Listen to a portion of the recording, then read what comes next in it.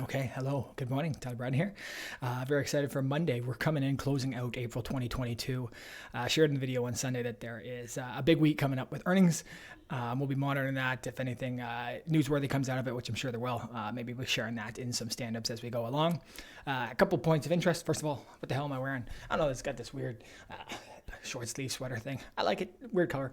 You can also see some color accents along the wall. Trying to paint the house right now, so trying to figure out, and ended up in a store with like, okay, I don't know what color to pick. 15 samples, painting them all over the walls, figuring out which ones. Yeah. So if you have any insights, have any feedback, let me know. And then lastly, a little bit of a new setup behind me here, just adding a little bit more sort of texture. Some of the things that I love, some bonsai trees, some of my favorite books, my first audio equipment, camera, even got a little Speak logo there. So very happy about that. Now, let's jump right into it. It's Monday, and the question I'm asking myself this every day, but especially on Mondays, look at this as a weekly kickoff and say, well, how can we make this a high impact day? How can we make this a high impact week? And, again, could look at this every single day, but I'm going to look specifically at today. And a couple things that I've put in place now, caveat or reminder that, maybe I truly am nothing to aspire to. These are things that are working in my experience and some of the lessons that I've learned from people who have been successful. I think there's Tools of Titans back there and some great books, sort of understanding and breaking down the routines of successful people.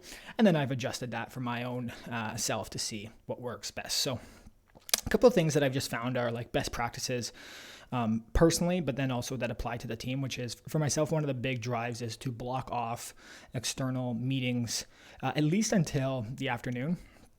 Focus on the internal team, bring everyone together for a kickoff, make sure that everyone's aligned. And if there's anything that comes after that sort of kickoff meeting where it's like, hey, I need to jump on a call, you want to have that time blocked out so that everyone feels that they are in the right place, instead of, that call gets pushed back till way in the afternoon on Monday or Tuesday the next day kind of thing. So I think you want to avoid that by happening. And so I forever have blocked out in the calendar, no morning meetings on Monday. And generally, I'm a meeting avoidant person. Really want to make sure that time is prioritized. You're spending it in the right place, and have built some things into Calendly to sort of automatically structure agendas and things. And I'll share more about that at some point too. And the other part, I think now that's a piece that's applied to the team, but how can you apply? So one of the things is that we have that kickoff meeting at about 9:30 a.m. Eastern Standard Time. And the reason is because I think if you make that meeting too early, people don't have the ability to then execute on their personal routines. And for myself, as I've mentioned, 𝗙cia, dog, puppy, slaps me in the face about 6:30 in the morning. I get up. Very important part of this routine, chai. People would say, mad at me if I said chai tea, but it is tea. I've got to the habit of caffeine. Sorry, everyone, and mad at you, 𝗬𝗀𝗃, mad at you, Monica, but I also thank you. I love it.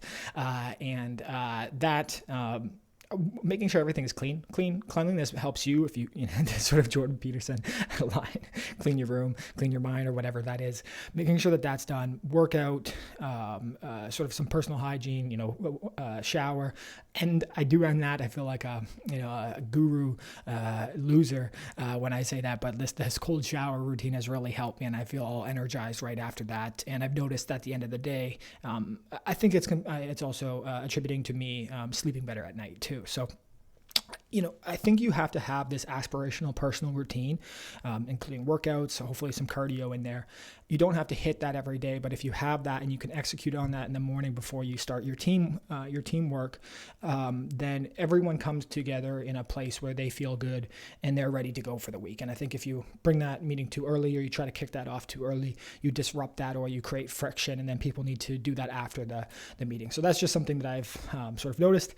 Again, this is different depending on team size. I don't know at the scale that some companies do this at. I honestly don't know. I've been max 8 people on the team, and I think we're about 4 full-time right now, showing up on weekly kickoffs and then, communicating with contractors and things like that. So in that weekly kickoff, one of the things I found, what's really nice is preemptively, what we'll do is just drop a Slack thread in, and it'll be, weekly kickoff, and then generally I kick it off, or 𝗬𝗀𝗀 does, and we just put like a numbered list and try to prioritize it a bit of, what are the big goals this week, or what are the things that we're kicking off, and that then brings some alignment or an agenda to the team. Everyone's aware of that. If there's any deviation from that, it's slightly addressed in the Slack thread, and then it's easy to go through each point by point with the team. And so, for example, this week we're looking at affiliate/referral program, and then we're looking at a pricing calculator that we're releasing. So these are two big, they sound like small things, but they're not. They're quite big, multi-week engagements and big changes to front-end, database, everything within the system.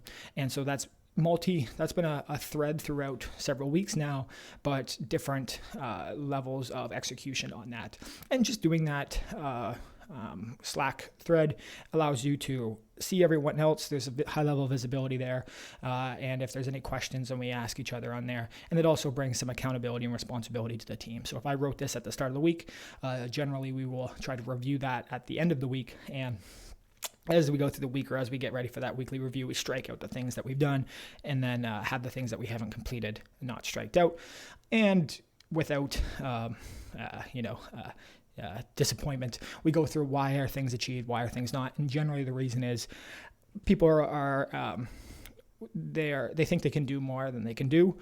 So reduce the amount of task, and then increase and then choose the ones that are high impact, because you're probably not going to get done as much as you want. And then other things, especially in the environment that we're in, are going to pop up. So you're just not prepared for the 5 extra tasks that you just didn't expect that week. And all of a sudden those stack on each other, become higher priority, and things that seem like a priority at the start of the week might not be that same priority. So that's one piece that I've seen.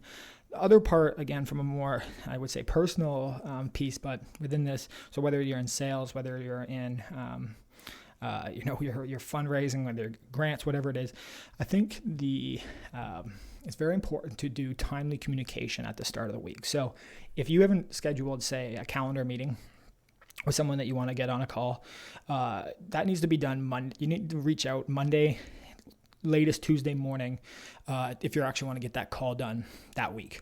Otherwise, I feel like you are, and possibly, depending on the relationship, of course, infringing on that person's schedule. If you're saying, hey, let's jump on a call this week. For myself, I'm pretty rigid with, okay, this is what my week looks like. I've got these meetings in the afternoon, and then I start to block time around to make sure that I have these sort of flow state periods. And if I don't, then I know that I'm not going to execute in the way that I want. And I find it, difficult when someone wants to sort of jump or barge into a schedule because something is high priority.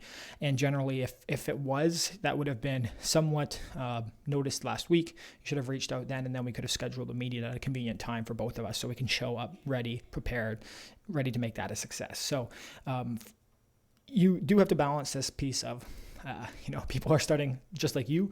You are starting the week. You've got a task list that you're most likely going for. You've got your own people that you want to respond to or need to go out to. And for you to jump on, say, Monday morning first thing, that's almost an attack on someone's time in a way. And again, this matters on the relationship, but sometimes I'll wait, say, Monday afternoon, or again, a Tuesday morning, to float that email over and give them a little bit of breathing room to start the week, and then say, hey, hope you're having a great start to the week. Here's what I was hoping to do. And that generally allows them to say, okay, I've actually got some time, Thursday or Friday, I'd love to chat, or can we push this to next week? And then opens up that ability. So timely communication, again, just important in that sort of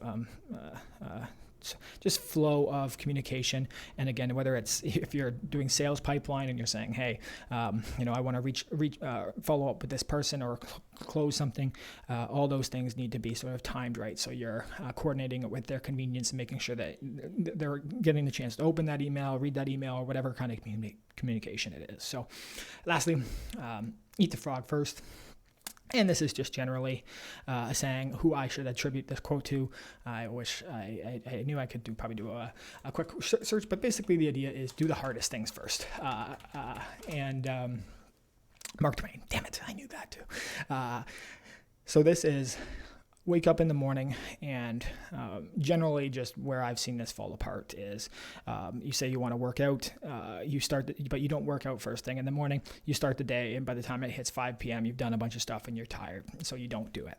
And instead, the idea here for myself is to flip this, do the hard things first, get the workout done, get the things that I don't want to do out of the way. The rest of the week then has breathing room. And I think that's important as a team to do. Address those things early in the week, and then have yourself the ability to adapt, react, and then do high impact things later in the week as they sort of emerge. And again, depending on where you are in a stage of a company, the team size or responsibilities, this can all look very different. But generally, some of these concepts have served me well, seem to have served other people well, and make for a high impact Monday.